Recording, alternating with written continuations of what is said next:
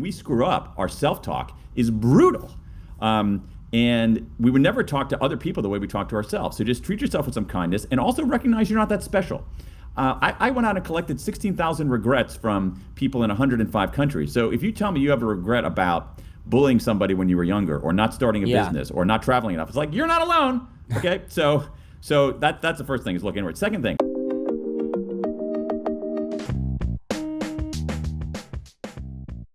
So no regrets. It's funny, as soon as I saw the title of your book, I was like, this reminds me of that tattoo that you see everywhere that says no ragrets on it.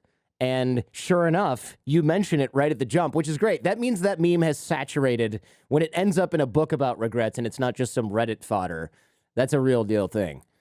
Absolutely. And, it is, it really got me thinking, like, why is that clip so popular? This idea of this kid has a tattoo that says no ragrets, and Jason Sudeikis says, not even one letter. And and what it shows is that, it's another way of getting into the main point of this book, which is that everybody has regrets. They're ubiquitous. They're universal. The only people without regrets are 5-year-olds, people with brain damage, and sociopaths. The rest of us have regrets. And as you know from the book, Jordan, I found a lot of people with tattoos that say no regrets or no ragrets. But of course, I also found a guy who got a no regrets tattoo, regretted the decision, and had it removed. That's probably what most of the people are doing with no regrets tattoos, depending on the location of said tattoo. Yes. I used to run a company where we had like live coaching and stuff, and guys would come and stay from all over the world. And I've since sort of left that life behind. But one story that sticks with me is a guy flew in from South Africa, really cool guy. His name, Sean Willems. Shout out, because you didn't do this, and it's not as embarrassing as one might think if you actually got it. But he's walking around, he's like drunk, 3 o'clock in the morning, and he's like, I just hear about it in the morning. I hear, mate, thanks so much for not letting me get that tattoo the other night. And the guy's like, yeah, no problem, man. I just knew it would have been a mistake. And I was like, you're going to get a tattoo on Hollywood Boulevard at 3 a.m.? And he's like, yeah, man. I was like, what was the tattoo going to say? Oh, I was going to get no regrets right here on my forearm. And I'm like, oh my God. The irony, but also, wow, thank God you didn't do that. Absolutely. Oof. In giant like Old English font too, just like the most hideous, sorest. Yeah. And believe me, in this research, I've seen a lot of no regrets tattoos, more than one person should ever be exposed to in a lifetime. And I suppose the locations vary as well. Yes, they do vary. I got people with no regrets tattoo, like behind their ear, somebody on their wrist, somebody on their forearm, somebody on their butt. So everywhere. Yeah. Oh, man. Anything above the neckline is kind of like, that's no regrets and no career prospects potentially alongside it, unless you're a tattoo artist or something like that. Why is it a flawed ideology? You mentioned that the only people with no regrets are kids and sociopaths. Sometimes it's hard to tell one from the other. Why is, speaking of a man with toddlers, why is having no regrets not really a realistic outlook on life or a realistic philosophy? Well, it's flawed for a couple of reasons. Number one, it's profoundly unrealistic because truly everybody has regrets, and the reason everybody has regrets is that if we treat them right, regrets are useful. Regrets clarify, they instruct, and if you look at the research here, what the research tells us is that regret is the most common negative emotion that we have, and arguably the second, in some research done by Susan Shimanoff several years ago, the second most common emotion that people express of any kind after love. And so this no regrets philosophy seems like this courageous act, but it's not. It's not an act of courage. What's an act of courage is looking your regrets in the eye and addressing them. And when we do that, we actually the benefits are huge. There's a pile of research showing that it helps us make better decisions, that it improves our problem-solving skills, our negotiation skills, our strategic skills, deepens our sense of meaning. And so what I want to do is sort of reclaim this idea of regret. I think it's actually our most indispensable emotion, and it points a way to how to have a good life. Yeah, there's a lot of people probably nodding their head, but also, something about saying, hey, no regrets. It's comforting. Yeah. But on the other hand, I will say that most of these like self-help grifters that you and I have probably come across, because we know a lot of the same people, you hear that a lot. They love this phrase. You hear it in those like I don't know if you've ever been duped into those like self-help seminars where you get there and they're like, everything you've done in your life, no regrets, it's led you to this place. And I'm like, are you just trying to reframe all my bad decisions as a divine journey to come here and give you money? Because that's sure as shit what it sounds like. I think the answer is yes. That is exactly what they are trying to do. Yeah. But it's also, it's ludicrous. It's bullshit. If you'll forgive the phrase, because our cognitive machinery is programmed for regret. If we didn't have regret, we would not be able to survive. And the question really is this. I think you make a great point, Jordan.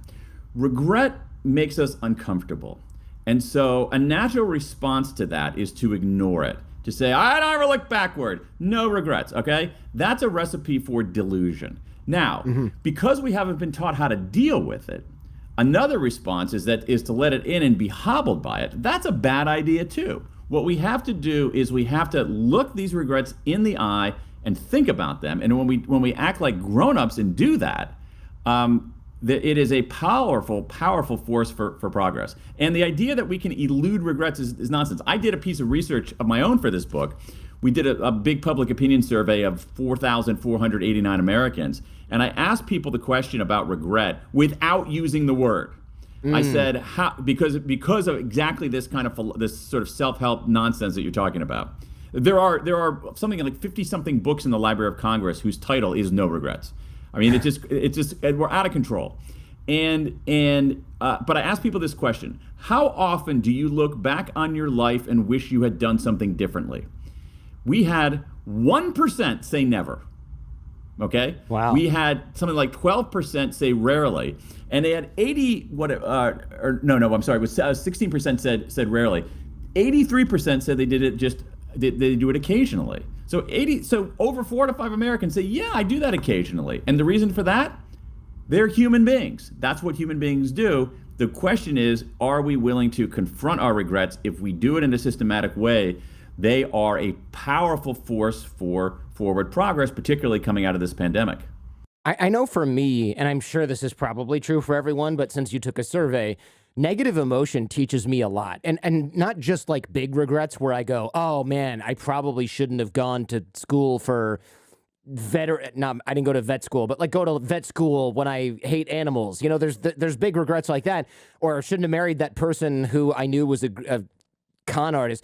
There's small regrets like, that was a bad reaction to that particular situation. I should not have yelled at my kid for peeing on the floor. It's my fault. He had to go to the bathroom so bad. You know, like that kind of stuff. That happens all the time. That's my primary mode of learning, Dan. Because you're a human being, and this is exactly right. This is exactly right. Here's the thing. We have never been taught, and when I say we, I mean really Americans, we have never been taught how to deal with negative emotions. We think that the only emotions that you should have are positive emotions. And what science tells us, all right, forget about anybody's lived experience. What science tells us is that positive emotions are extraordinarily important. We want to have positive emotions. We want to have a lot of positive emotions. We want to have more positive emotions than negative emotions. Positive emotions are fantastic, but they are not the only thing, all right? And negative emotions serve a purpose. There's a reason why our brains are able to feel bad. And when we are able to feeling bad helps us do better if we know what to do about it. And so imagine, let's take an extreme example. I don't believe in fear. I don't feel fear. Okay, you're a dead man. Like the building's burning. I don't feel fear. Okay, what is fear telling you? Fear is useful. And the thing is, I'm convinced that regret is our most useful emotion, negative emotion, maybe the most useful emotion overall, because here's what it does. We look backward, we say, crap, all right? We deal with the pain, we say, what is that pain telling me? And then we extract a lesson from it to go forward. Regret is transformative. It instructs. If we deal with it right and get past this nonsense that it's somehow debilitating or unhuman to have regrets, when in fact, it is among the most human things that people will experience. Yeah, you mentioned kids' brains, and I think you said injured brains, like sociopaths or people who've literally had like a closed head injury or something along those lines. So it's a normal part of a mature brain, regret, but no regrets. It makes sense that that has to do with. It makes sense that people who have brain damage can't really experience, or in some occasions don't experience regret. It also explains a lot about those self help seminars we just talked about. But it's like and I think you talk about this in the book. Regret is. Do you relate it to a time machine? I believe I read that, right? Where you can go back in time. Because here's the thing, regret is an incredible thing that our minds can do. This is one reason why. How old are your kids? 2.5 and 1 month, so not old enough to have any. Right. The timeline is so short. So what? But here's the thing. Here's the thing. Your kids, it's going to take them a few years for their brains to grow and do like your 1 month old obviously can't speak and can't walk because it's a boy or a girl. It's a girl, yeah. She can't walk or do that. She hasn't learned to do that stuff. It's not because she's a flawed person. It's because she's 1 month old, you know? And so she's going to learn how to do that. Her brain and body are going to develop. And our brain develops this ability for regret. But it's cognitively extremely complex. It's extremely complex. If I take one of the regrets that I captured out there, where someone says, if only, okay, let's take one of the marriage ones. If only I hadn't married that idiot, all right? They regret marrying that idiot. What happens? They go back in time, all right? They time travel in their head. They go back in time.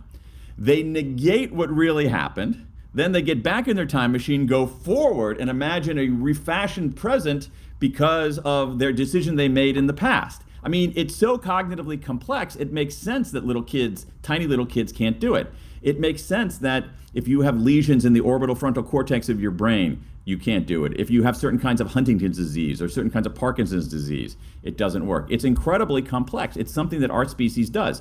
And if it's something that our species does, the odds are very good it has maintained itself over our evolution for a reason. And the reason is that regret is ubiquitous because regret is useful. Yes. And that's the point. And so I want to try to reclaim this emotion and show people how to use it as a force for forward progress. Yeah, I really like that. Is this time travel, this mental time travel, is that the same as counterfactual thinking, or is that a different Exactly. concept? Well, counterfactual regret is perfectly said. Regret is a form of counterfactual thinking. So we think counter to the facts, and so what you can think about, and this is actually useful as we think about our lives, is that you can do, to oversimplify a bit, you can do an upward counterfactual. If only I hadn't married that, guys, how could things have been better? But you can also do a downward counterfactual. At least I stayed in that marriage only a year. All right, how could it have been worse? And there's some fascinating research, fairly familiar now, but well validated, is about Olympic athletes. And if you look at the photographs of Olympic athletes, Olympic medalists, routinely bronze medalists look happier than silver medalists. Bronze medalists look happier than silver medalists. The silver medalists objectively, unequivocally, have outperformed them. What's going on? The silver medalist is saying, if only, doing a counterfactual, if only I kicked a little harder, I'd be a gold medalist. The bronze medalist is saying, at least I didn't finish fourth and miss a medal altogether. And so counterfactual thinking is something that human beings do.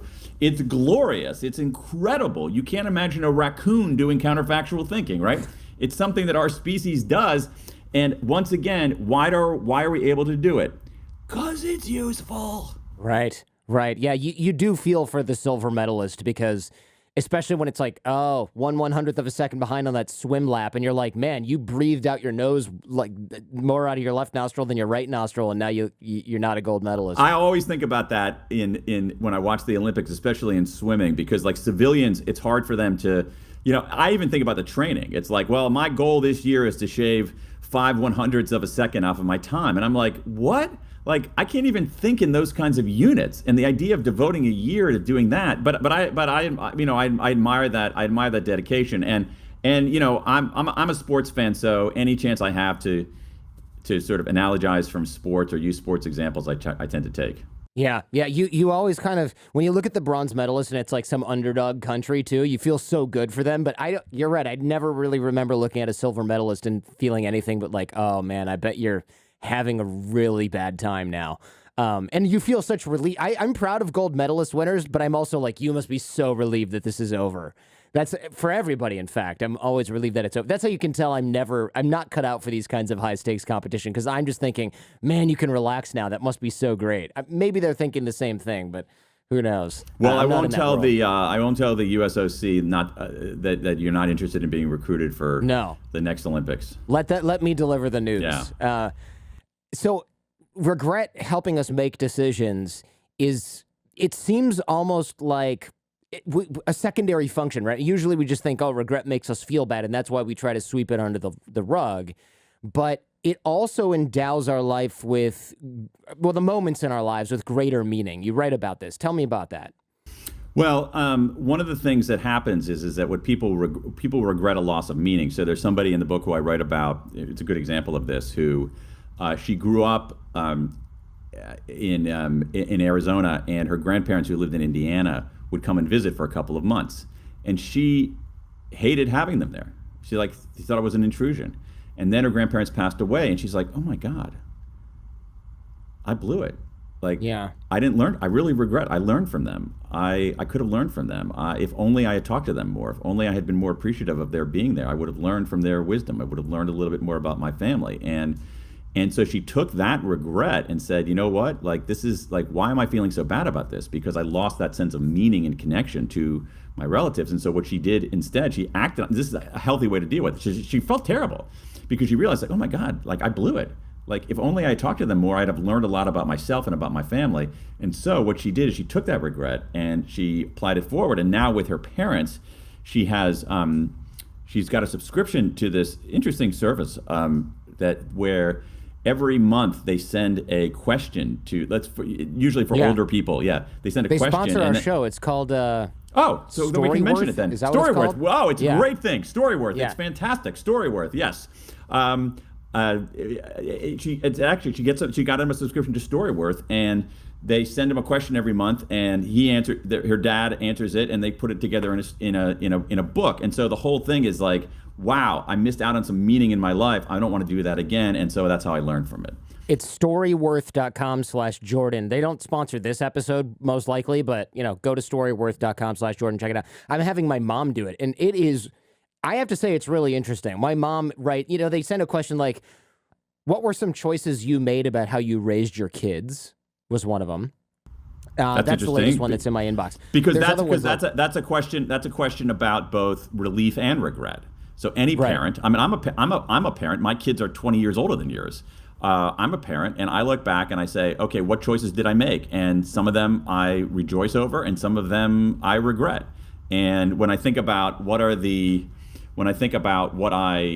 regret, it actually allows me to extract a lesson that I can use going forward, that I can transmit to them, that I can transmit to other people. But we have to handle the regret properly in order to make the meaning, right? We can't just wallow in our emotions. And there's a systematic way to do that. Here's the thing: at a top level, you can't. Here's the thing: it goes to what we were talking about earlier.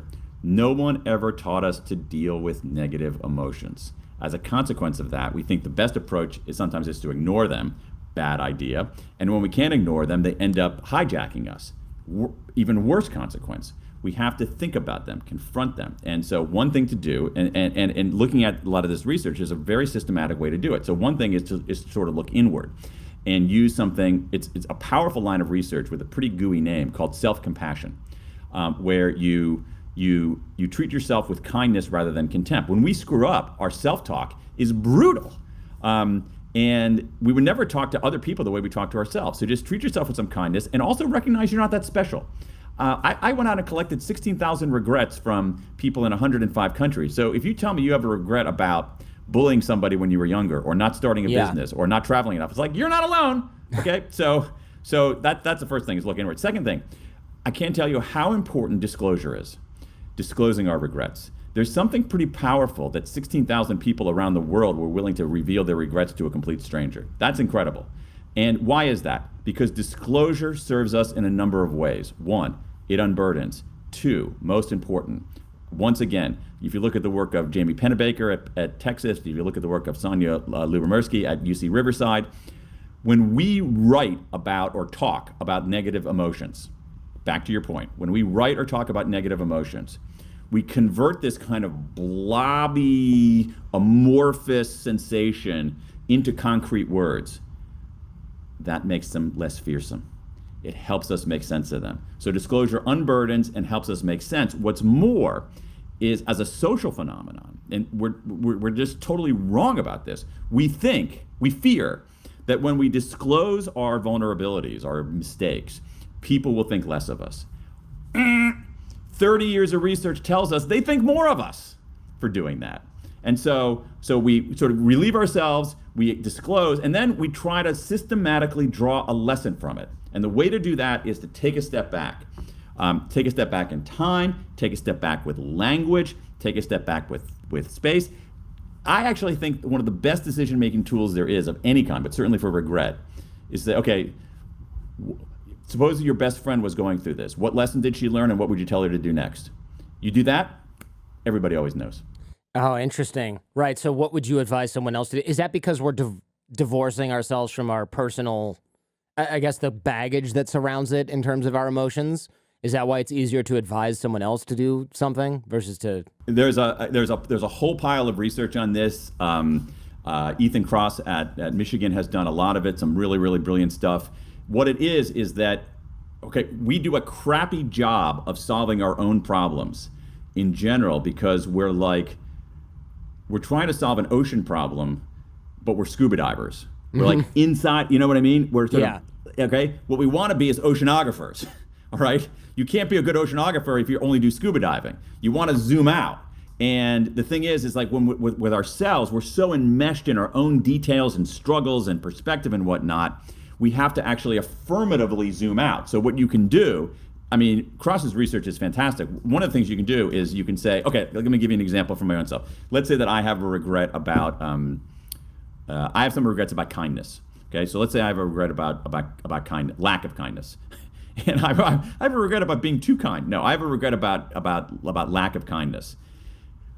If I want to extract a lesson from it, what I can say is not what should I do, but hey, what should Dan do? What should Dan do in this? Talking to yourself in the third person is useful. Going forward and putting yourself in sort of a scientific mode, saying, okay, you know what? Here you go. There's a regret. You have this regret. And you're a doctor of regret sciences, and you're examining this thing in this pristine laboratory room. What's your diagnosis? What's the next step? Your best friend is dealing with this. What lesson does she learn? What do you want her to do next? And so zooming out is one of the most important things. And so when we kind of treat ourselves with kindness, disclose the regret to make sense of it, and zoom out for a solution, it's easy. Just that no one ever taught us how to do that. Right. No, we'll get into some more practicals in a bit too. That's a really good one. I have an advice segment every Friday, and I often look at the advice that I'm giving, and I'm like, man, I wish I'd known or thought to do this when I encountered this similar situation 10 years ago. And then I think, would I do this right now? Would I really do this? And so I try to be really honest about that on the show on Feedback Friday, because I'm like, okay, here's what you should do. You should handle it diplomatically and this and this and this and this. But what I would probably do is be super pissed off and tell everyone and ruin this person's reputation because they freaking deserve it. You know, and then I'm like, but don't do that. That's and bad. Then you regret it makes you look bad. Yes. Yeah. So I try to be really but then you forgive yourself and you disclose it and you extract a lesson from it. Exactly. Yeah, exactly. Yeah, you took this big survey. What do most people regret? You say bullying someone as a kid. What other sort of like giant categories? Yeah, this was fascinating. So I think one of the things that's super cool about the times we live in is that, you know, individual schmoes like me can do some pretty sophisticated, large-scale research. Yeah. So as I mentioned, I did this big survey of the American population, the largest public opinion survey of American attitudes about regret ever conducted. We got some interesting stuff from there. But what was also interesting is another piece of research that I did called the World Regret Survey, where I simply collected regrets from all over the world. And what I found in reading through these regrets, thousands of them, literally thousands upon thousands of them from all over the world, is that around the world, people have the same 4 regrets over and over and over and over again. And in some ways, the traditional way I had been, like in my public opinion survey, I said I had people put their regrets ask them their regrets, and then put them into categories like career, family, education, health, and so forth. And I found that that was not very revealing because there was something bigger going on beneath the surface. 4 core regrets that people had all over the world. Okay. And what were they? Oh, I'll happily tell you. So let me give you an example of one of them about how it spans domains. It took me a while to figure this out. So, okay. Among Americans who went to college, huge numbers of people regret not studying abroad. It's unbelievable to me. Really? Wow. Yeah. I'm glad I did that then. Okay. Oh, you Yeah, did? I Where'd you would've go? When I was in high school, I went to Germany. Then in college, I went to Israel, Ukraine, Mexico, Panama, and Serbia. So I did it a lot. Yeah. So those aren't, some of those places are not that close to the other places, but that's okay. You've traveled around a lot. So so people regret not studying abroad. Okay, so that's an education regret. I have huge numbers of regrets from all over the world where someone has someone they're interested in romantically. They say, I like this person, this man or this woman. I wanted to ask him or her out on a date, but I never got around to it because I'm too chicken. And they've regretted it ever since. People regretting that for 10 years, 20 years, 30 years. Yikes. Huge numbers of regrets about people who say, I stayed in this crappy job when all I wanted to do was start my own business, but I never had the guts to start a business, and I really regret not doing that. Okay? So that's a career regret. But all those regrets are the same. Yeah. It's a regret. No, here's the regret. You're at a juncture. You can play it safe or take the chance. You play it safe, you regret it. Interesting. All right? So this is the boldness regret. And so this is a big category of regret. It doesn't matter the domain of life.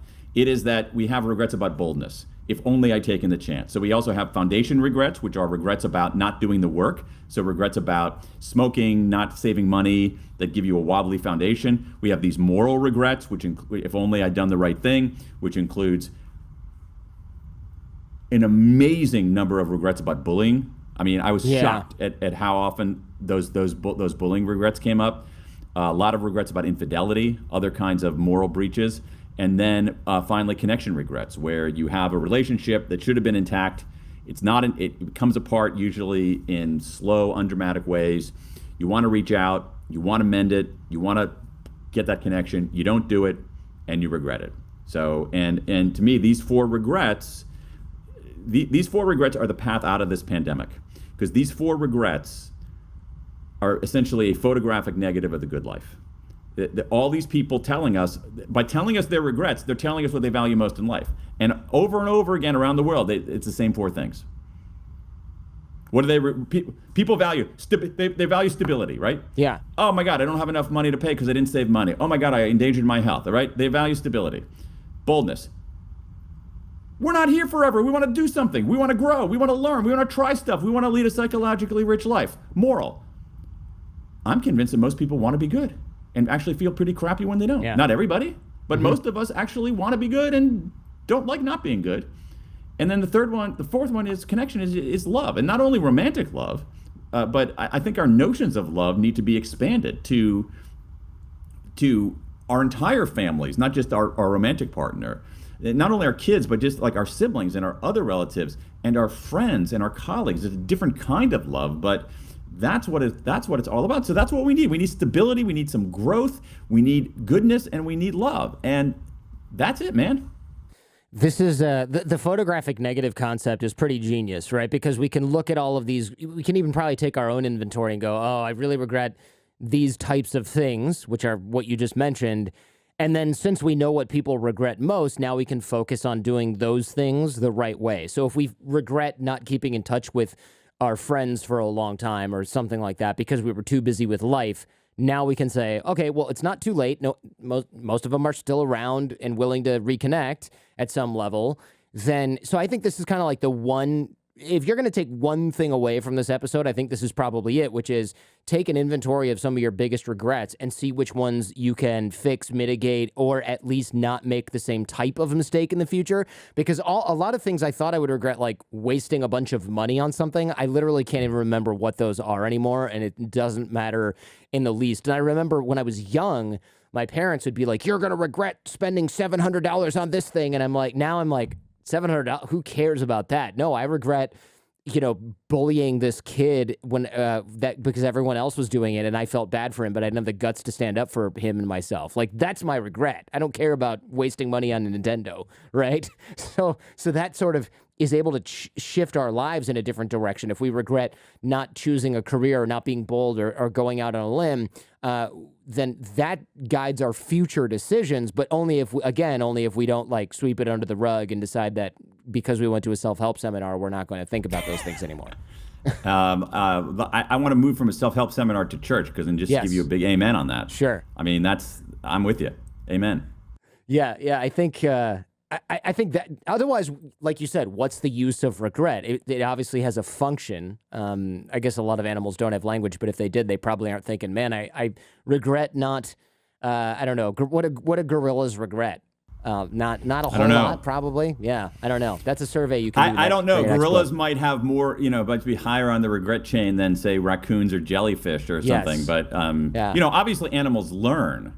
And, they learn, and regret is a form of learning. It's a very interesting question about whether, my hunch, I have no idea and I have no way of proving or disproving this, is that regret is too sophisticated cognitively for most other animals besides human beings to experience it and deploy it in a sophisticated way. I find that very, very hard to believe. Yeah, it's kind of tough. I guess, look, somebody listening is probably like, no, I'm an expert in chimp behavior and they have regrets. Oh, I would love to hear from that. I would love to hear from that person, yeah. If you are an expert in this area with animals and you think that they have regrets, definitely email me, Jordan@jordanharbinger.com. I'm curious too, because if they have regrets, maybe they're really sort of,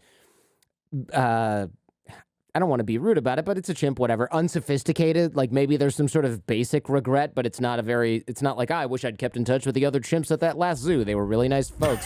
It's probably more like, I regret eating this certain thing, or I guess that's almost like, then when does regret just become learning a lesson that happened based on behavior? I don't know. That's maybe a philosophical discussion. Yeah. But I don't think chimps are saying, oh my God, back at Chimp U, I had a chance to do a junior year abroad in Paris and I didn't do it. Yeah, no. Oh man, yeah, I should have taken more advantage when I was at the Berlin Zoo. I really just stayed at home all the time.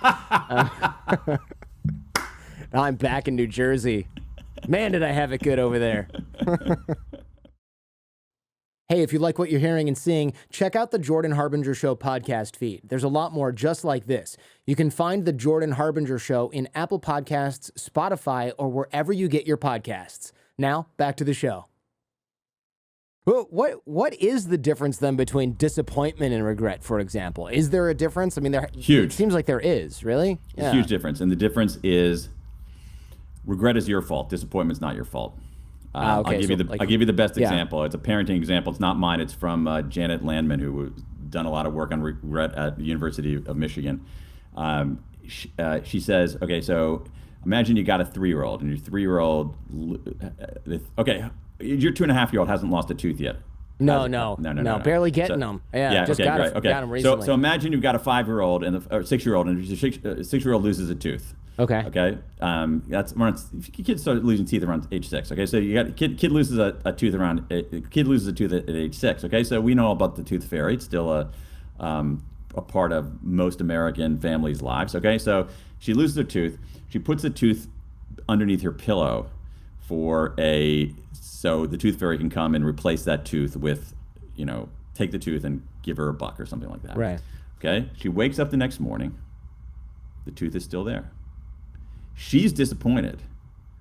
Her parents regret not replacing the tooth with $1. Right? What's happening? It's one person's fault. The other person is a victim of circumstance. The other person actually has the agency that caused it. So regret is your fault. I'll give you a sports example. I'm a basketball fan, and unfortunately, I'm a basketball fan in Washington D.C. And so our hometown team, the Washington Wizards. I'm always disappointed when the Wizards lose, but I can't regret it, right? I don't play, I don't coach, I don't own the team. It's not my fault, but the owners of the Wizards, or Bradley Beal, should regret blowing games because it's their fault. Right? I'm just disappointed. That makes sense. Right. So it's sort of like, is this a locus of control? Yeah. Who has control over that situation? Okay, great. Yeah. Come on, bring it. Bring the social psychology language. Totally. Yeah. It's locus of control. It's agency. It's those kinds of things. That's exactly what it is. And but essentially regret is your fault. Disappointment is not your fault. That's a good distinction, because I think a lot of us maybe confuse the two. I mean, when I was reading the book, I was like, oh, I regret these things. Oh, wait, no, I don't. I was just annoyed or sad that those happened, but I don't really truly regret it, because it's hard to regret something that you didn't even know about, because you really didn't. If you never even thought about studying abroad, you might regret not doing it. But really, if you didn't know that was an option, or you were so poor that there was no chance in hell it was ever going to happen, it's not really fair to you to regret that kind of thing. Absolutely right. Absolutely right. I agree with that 100%. And that's true for this one category. It's another way to look at this one category of regrets about foundation regrets. So let's talk about this. Let's say that the foundation regrets are, if only I'd done the work. These are regrets about saving money and health and so forth. So imagine you have a regret about saving money. I got a lot of people with regrets. The very poignant story of a guy in Tennessee who is 43 years old, very successful career. And he looks up and he says, at age 43, I've been working my butt off he started working when he was 18. Very successful guy. But started working my butt off when I was 18. 25 years later, I don't have any money. I don't have anything to show for it. Oh, man. Because it's terrible, right? Okay, so there are a lot of things like that. Now, however, imagine you have somebody who is 40 years, let's say 35 years old, and she says, "Oh my God, I regret not saving enough money." And then you unpack the story and you say, "Well, wait a second, your parents couldn't afford to send you to college, but you went to college anyway, and you were saddled with $130,000 of student loans, all right? And you've been working your whole life. That's not entirely on you." All right. So we have to think about, what do we have agency over? What do we not have agency over? On boldness, we often have a lot of agency. On moral, we often have a lot of agency. On connection, we often have a lot of agency. With foundation, it's a little murkier, but we do have agency. I don't want to exonerate people to say that, oh, you have no responsibility for taking care of your finances or your health or your overall, well-being. Yeah, that's I don't think most people, well, I don't know. Do most people let themselves off the hook too easily? Probably not people who listen to this. I think mostly people who listen to this are busy beating themselves up over things that they don't have control over, as opposed to trying to shove responsibility off of themselves. Although, who knows? It's a big audience. There's a lot of people in it with different personality types. I'm wondering, in the survey or in your research, did you find that people mostly regretted things that they did versus things that they did not do, or the other way around? So that's an unclear question, but did most people regret doing something or not doing something? It's a very clear question, and it's central to the architecture of regret. Here's what we know. In general, especially over time, people regret what they didn't do much more than what they did do. That regrets of inaction outnumber regrets of action. And this is especially true as people age. One of the clearest findings in my own quantitative research is that around age 20, people had about equal numbers of regrets of action and inaction. So in the quantitative survey, I had people report their regret and then categorize it. Is it regret of inaction or action? Something I did or something I didn't do? And in the early 20s, we had about the same number of action and inaction regrets. As people age, the chart looks like this. And it's just inaction regrets take over. Wow. So, yeah. Why do you think that is? Well, there are all kinds of reasons. One of them is that for action regrets, you can sometimes do something. You can get that no regrets tattoo removed. You can apologize to that kid you bullied. You can find an at least. It's like, okay, I shouldn't have married that guy, but at least I have these three great kids. Inaction regrets always bug you. Because they remain unresolved. You have this floating what if over you all the time. And in many cases, a lot of the inaction regrets end up being things that especially things like boldness and connection, that really, really, really deeply bring meaning to our lives. The idea of leading a psychologically rich life and doing something is I think that it is a fundamental human impulse. And when we thwart it, it doesn't go away. When we have an innate need to have affinity and connection and belonging with other people. And when that doesn't happen, it doesn't go away. Mm-hmm. And so it's those so inaction regrets really, really linger. We also, I think there's a lot of research on people who have close relationships, friends, marriages, whatever it is. They're healthier and they live longer. So it would make sense that it's not even close, right? Yeah. So as you get older, you probably start to really acutely feel alone if you like never got married, never have kids, and just was like spending money on yourself and traveling around. It's like, well, when you get older, you just find yourself in a smaller and smaller box.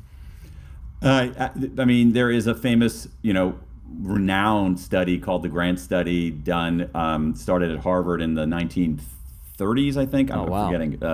It's one of the largest longitudinal studies ever conducted in psychological science. Where it's distorted a little bit because they started following these guys who were all men, all white, who were at Harvard as undergraduates, and then they follow them all the way through their lives.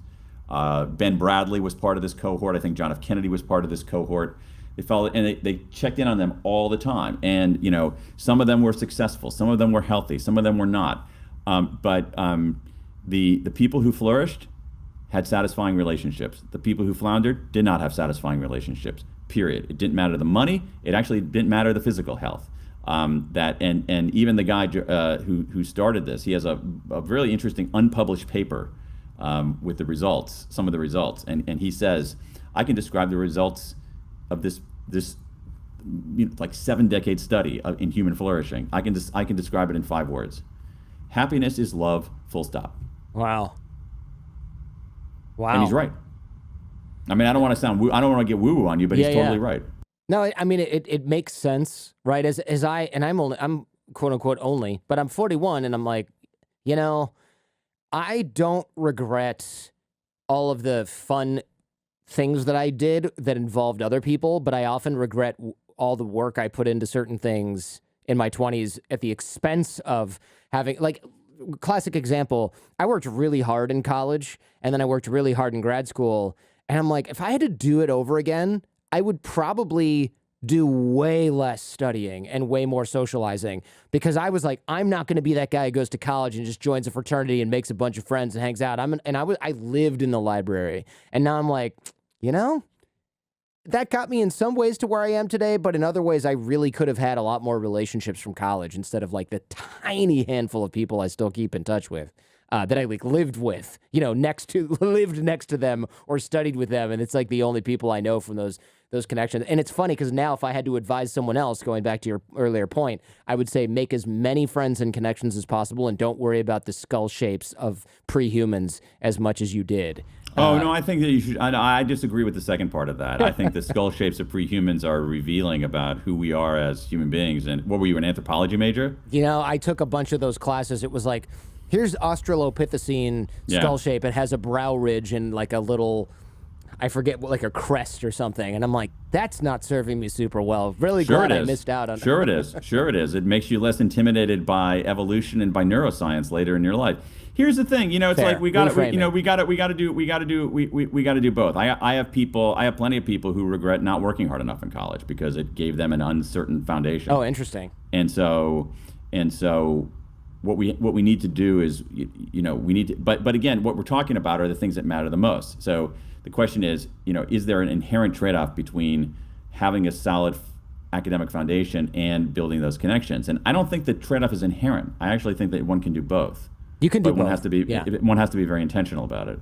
I basically decided I shouldn't do one because it would mean that I'm not doing enough of the other, which is total nonsense. Because right, what happened exactly. was, that's just a story you're telling yourself. Right. It was you like need to go to a more self-help time. seminar. Yeah, I need to get a tattoo to remind myself that I should not have worried about this. Speaking of inaction regrets, this is an interesting phenomenon that I experienced that maybe people can relate to, and maybe you even have some light to shed on this. I left an old company about 5 years ago, and I realized very quickly, I should say, I immediately regretted not leaving that company earlier. And so when I talked about it on this show, and people would say, Jordan, I love you, man, but it's really cringe and sour grapes that you're saying that you'd wish you'd left earlier. I know you love Aesop's fables. But I will say now, with 5 years of hindsight or experience behind me, it really wasn't sour grapes. It was, since the decision to leave that company was largely made outside of my control due to a dispute. I wanted to leave, but I couldn't, and then suddenly it was like, you're leaving, but not necessarily on your terms. I just had a sudden realization that I should have split earlier, and it all came rushing in very quickly. And at first, to I think a lot of outsiders, it sounded like a rationalization that would make me feel better, like, oh, I'm so glad I'm gone. But really, now I'm like, nope, I'm really and always have been very glad that I'm gone. It was more of a realization instead of a rationalization, but it happened like overnight almost. And I wonder if that's common. I think so. I think the key is like what's the lesson you learn from it? The lesson was when you start having these inkling or these feelings of, well, I really should do this, but here's a bunch of reasons I can't. Maybe those reasons are keeping you comfortable and keeping you, it's fear-based. And maybe that means you should try a little bit friggin' harder to to make those things happen, or at least stop sweeping it under the rug. Because what I did was I can't do this now. It's too late. But I think that you learned a lesson from that. The thing is that Absolutely. this is. But here's the thing. This is why it's so interesting. It's like regret delivers some pain, not massive pain, but a little bit. But it also delivers learning. The thing is, you can't have one without the other. You want the learning, you got to have a little bit of the pain. Yeah. And the thing is, that pain, modest as it is worth withstanding because it's the only way to deliver the learning. These upward counterfactuals that we're talking about, the at least I didn't do that. They make us feel better, but they don't help us do better. If onlys make us feel worse and help us do better. In fact, and this is the key, they help us do better because they make us feel worse. Feeling worse is a signal to pay attention to what's going on here and learn from it. Yeah. That makes sense. I mean, look, at the end of the day, it's hard to say if I would have been in as good of a position to restart my business if I'd left earlier. So I try not to really beat myself up about it too much because, oh my God, I should have left 3 years, 4 years, 5 years earlier. Yeah, but then would I have been totally screwed, not experienced enough, not have the right connection? You really can't kind of rewrite it.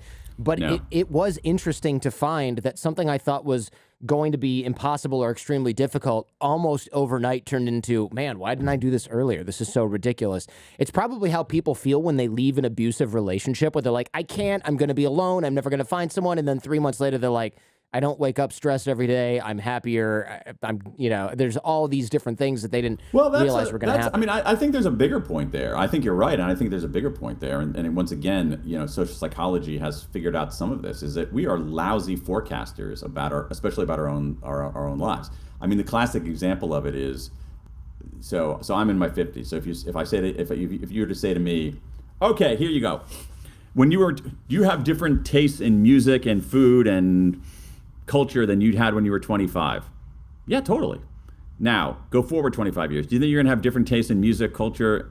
Oh, no. I'm just going to be exactly the same. Mm-hmm. Like, we don't realize, we think that current me is done.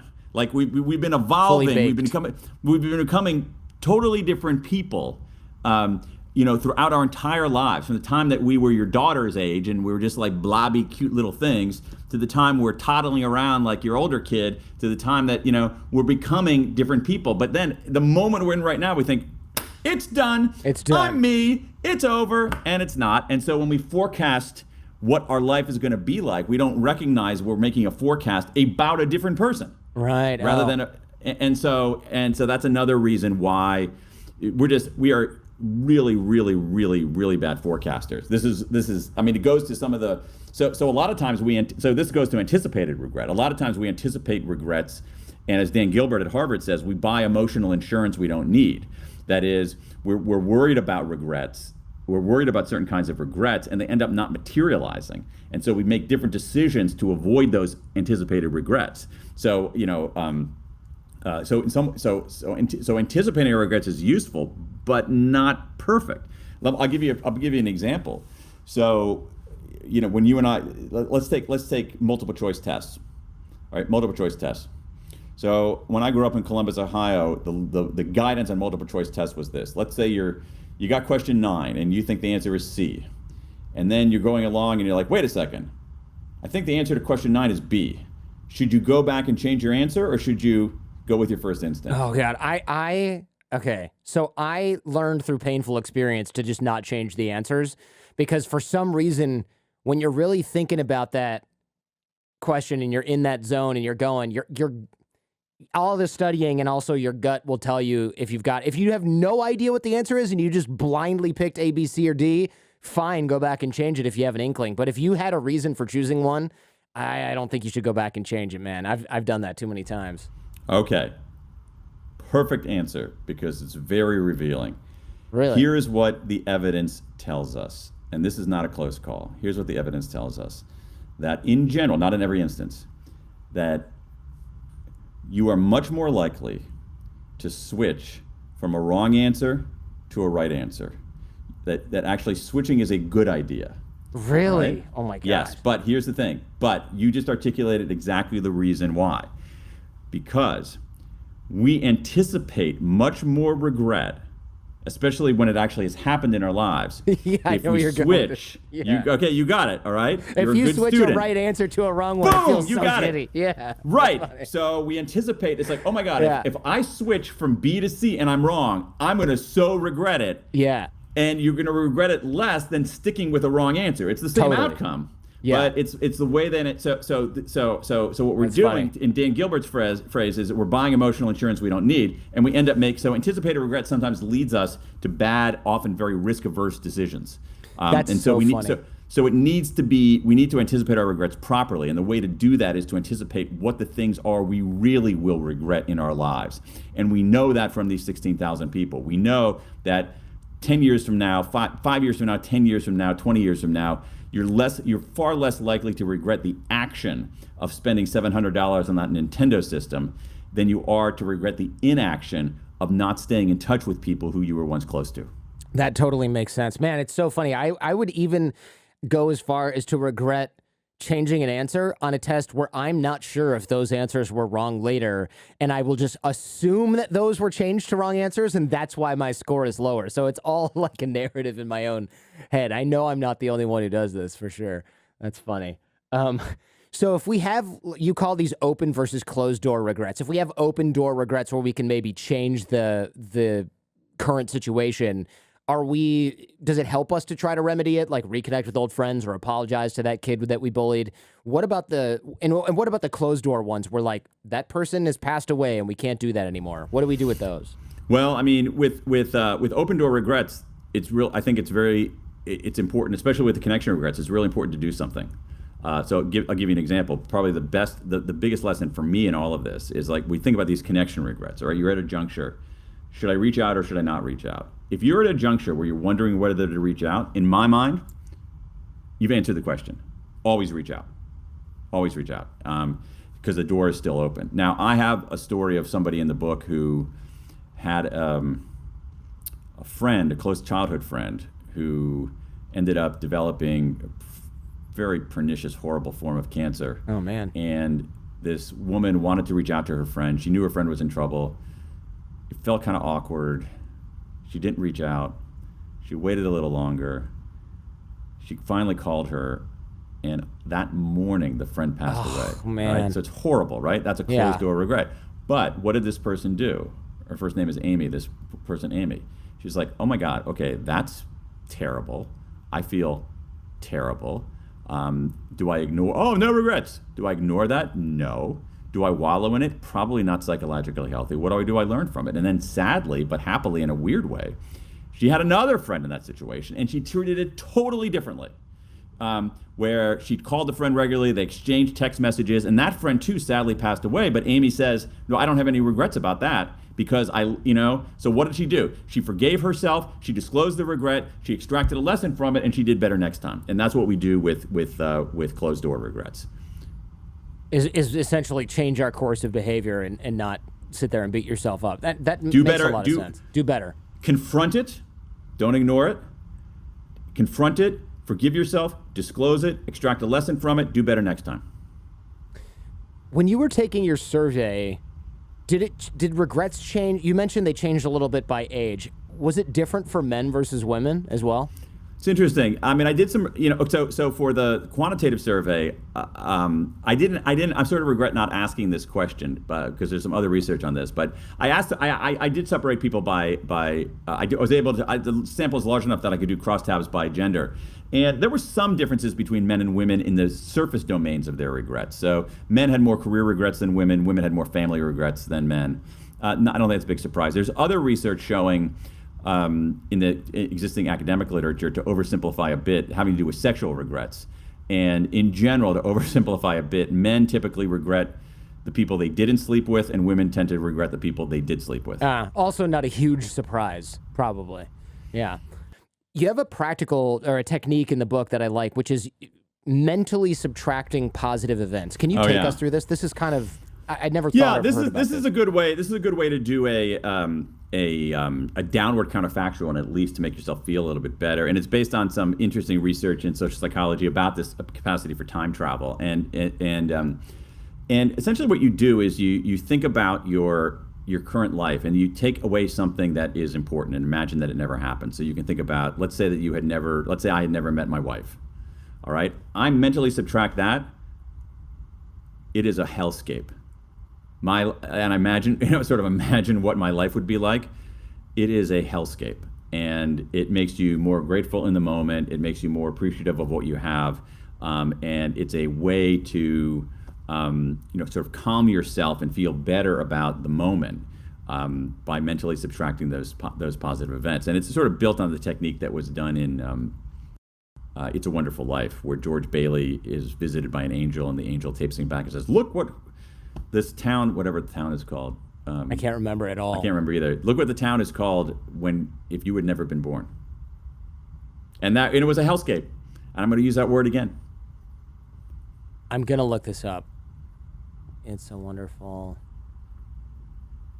Because otherwise people are going to email us and be like, it's called Bedford Falls, which is what it's called. Right. Oh, it would have... Wait, shows him what it doesn't say what it would have been called, but it was called Bedford Falls. Oh, it is now Pottersville. Right, okay. Right, because I was the bad guy in the savings and loan, right. Right, okay. I don't know how to weave that in. So George Bailey is visited by an angel, and the angel takes George and shows him what Bedford Falls would be like if he, George, hadn't been born. So it is a mental subtraction of a positive event. It is a counterfactual, and what George sees is a hellscape, that his presence on the planet actually made Bedford Falls a better, kinder, richer place. So what is the purpose of this again? Of course, in his case, it's to make him, feel better about himself. Yeah, it's a technique for making us feel better.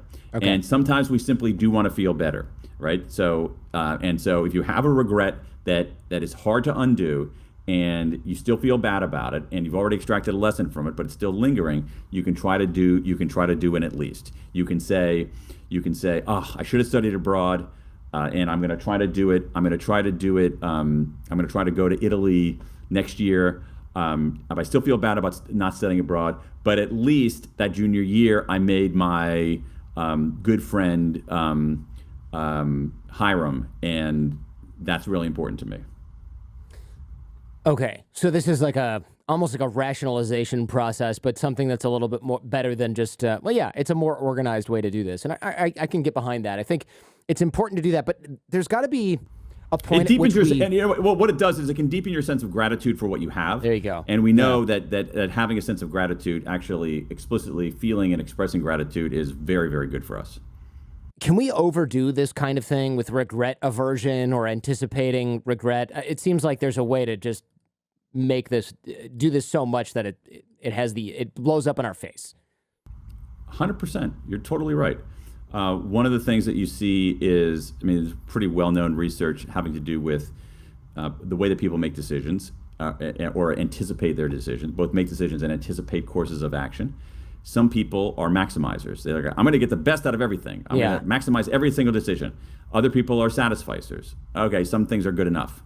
And what the research tells us very clearly, it's not even close, is maximizers are miserable. They're just miserable because you can't maximize in everything. And I think an important lesson in life, and especially in certainly how we reckon with our regrets, is that when we anticipate our regrets, if we try to maximize by minimizing every regret, should I have potato chips or corn chips? Which one will I regret more? Right. Should I have macaroni and cheese or a hamburger? Should I buy a blue car or a gray car? You're going to go crazy. Yeah. What we should do is we should, on most of our choices, and this is hard for people to deal with because we're in this world of maximization. On a lot of our choices, we should just satisfy because it's not going to matter. It's your Nintendo story there, all right? However, we do know from a chorus of 16,000 people the stuff we will regret over the long term. And so we should maximize on building our stability, our connections, our boldness, and our morality. And I think that gives us a lesson for living. We want to optimize our regrets, which is satisfice on a lot of things, but maximize by anticipating what we know you're going to regret for an enduring time, because we know that these enduring regrets give us signals for what makes life worth living. Interesting. So we don't want to necessarily minimize our regret, but kind of optimize our regret. I think maybe you even wrote about this. Yeah. So we want to do it right instead of just not doing it at all, or doing it so much that now it's, we're spending 6 months. Exactly. deliberating I mean, to it's call a it dirty car. little secret. Maximizers are miserable. Okay? If I think, oh my God, should I put on my gray sweater today or my blue sweater today? Which one? I mean, you're going to go crazy. You can't maximize.